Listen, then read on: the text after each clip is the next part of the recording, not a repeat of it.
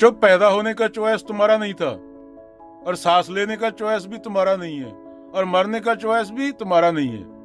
अगर तुम थोड़े अवेयर हो गए, जब तुम मानो स्टार्स को देखते हो खुले आसमान में बैठ के, उसके बाद तुम्हें अपनी औकात का पता चलता है, फिर तुम आके न्यूज़ देखते हो और इंसानों की सर्कस देखते हो, तो तुम हंस सकते हो और कुछ नहीं कर सकते, क्योंकि दुनिया में आना तुम्हारे हाथ में नहीं था, दुनिया से जाना तुम्हारे हाथ में नहीं है, सांस लेना तुम्हारे हाथ में नहीं है, दिल का धड़कना तुम्हारे हाथ में नहीं है, धरती का घूमना तुम्हारे हाथ में नहीं है, यूनिवर्स का एक्सपेंड करना तुम्हारे हाथ में नहीं है।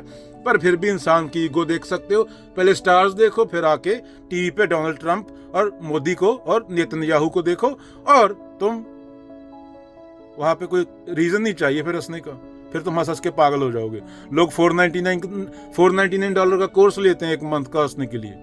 पहले तुम विशालता को देखो, अनंतता को देखो, ऊपर आसमान में पेड़ के नीचे बैठ के, फिर आके न्यूज सुनो, इंसानों की सर्कस देखो।